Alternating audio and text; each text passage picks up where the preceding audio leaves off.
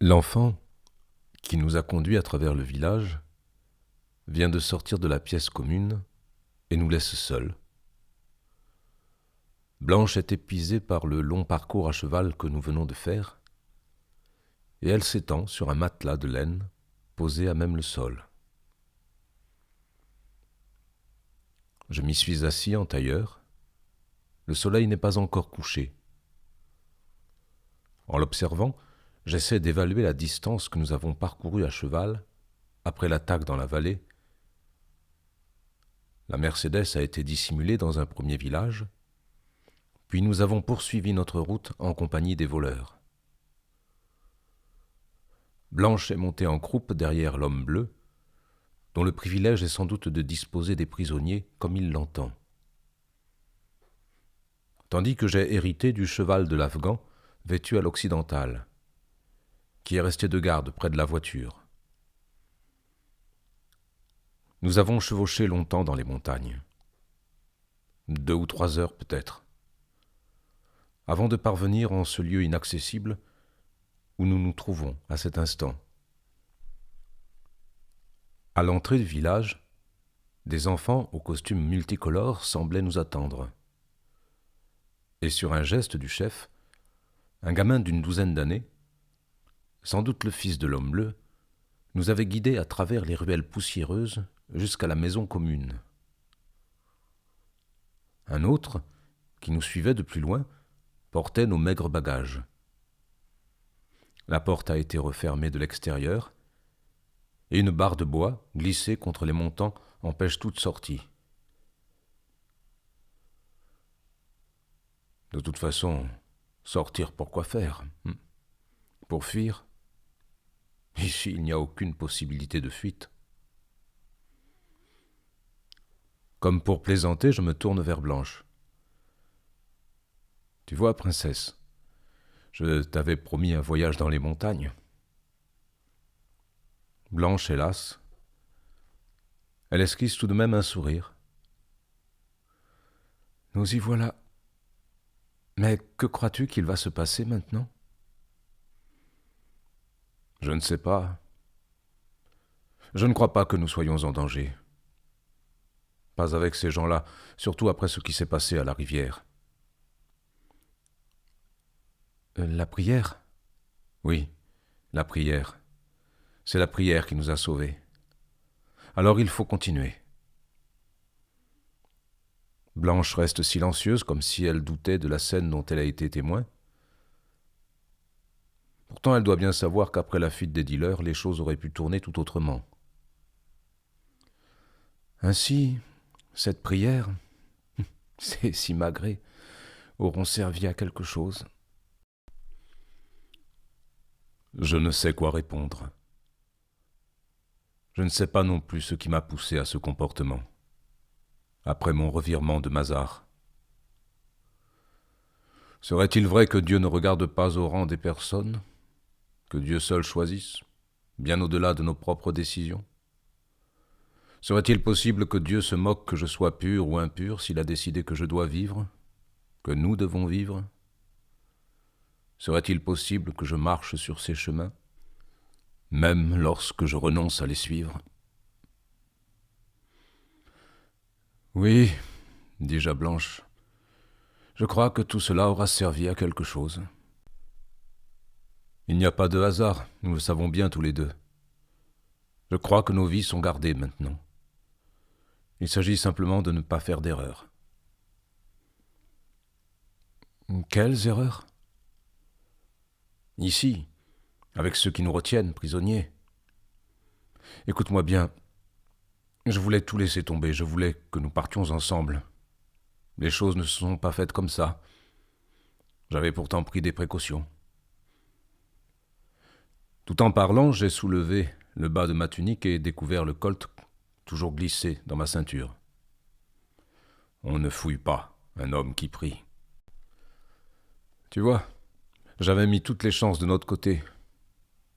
Je ne vois pas de signe dans toutes les circonstances, mais ce n'est pas moi qui ai décidé de ce qui est arrivé. Tout s'est passé hors de ma volonté, comme de la tienne. Il faut être prudent avec ces hommes, parce que, Au fond de moi, je pense qu'ils nous sont envoyés par Dieu. Ils nous sont envoyés pour que nous comprenions où sont nos ennemis véritables. Tu as raison, ces hommes en turban, accompagnés partout du cliquetis des armes au regard clair, n'ont rien en commun avec ce fantôme qui se penche sur moi, jouissant de cette mort silencieuse, ouatée qui a ôté la vie du dedans de moi-même. Pourquoi ressurgit-il maintenant, ce fantôme? Est-ce l'annonce d'une autre mort qui m'attend? Il ne me reste aujourd'hui que la présence de mon prince.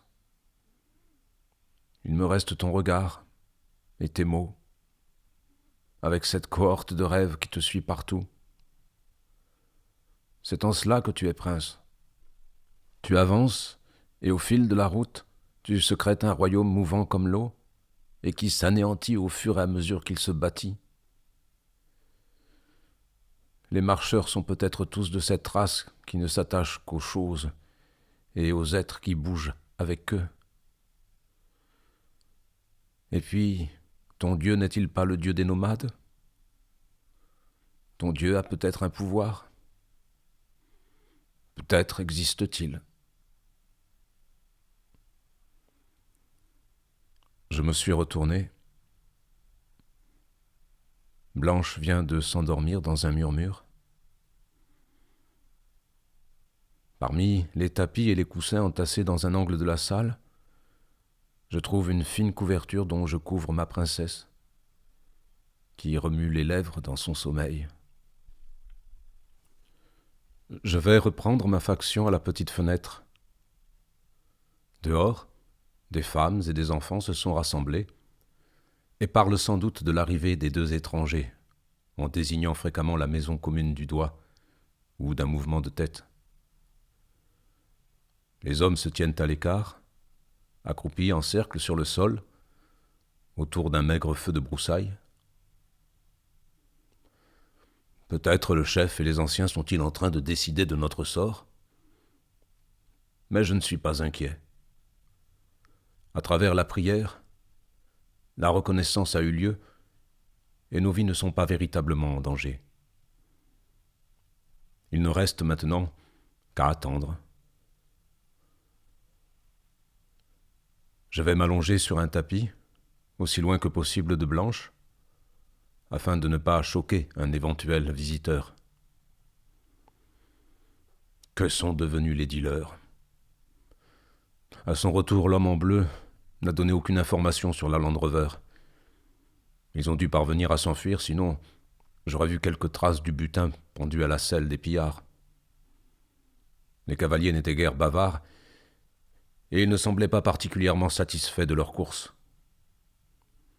L'attaque était certainement préparée à l'avance par le vendeur de hashish, qui, avec l'anglais, avait fait affaire. L'homme bleu et ses bandits doivent toucher un pourcentage sur la revente de la cargaison. Le jeu est prévu. Les pièces sont disposées selon un ordre voulu par d'autres. Et au milieu, je suis aussi perdu que sur l'échiquier de Kaboul. Si nous sommes encore vivants, c'est parce que l'homme en bleu croit en Dieu, bien sûr, mais il n'est pas naïf. Il a très bien compris que Blanche et moi, nous ne sommes que d'innocents comparses. Seule notre innocence nous sauve. Je sens la fatigue tomber sur mes épaules, et je me désintéresse du sort des trafiquants. Je ne les reverrai sans doute jamais, et c'est très bien ainsi. Perdu les $100, qu'importe. Ce qui compte aujourd'hui, c'est d'être encore vivant dans ce pays d'hommes libres, pour être libre soi-même. Finalement, je suis reconnaissant à mes agresseurs de m'avoir aidé à sortir d'une situation que je n'arrive pas à démêler par mes propres moyens. Bénis soient les hommes qui n'ont qu'un seul maître.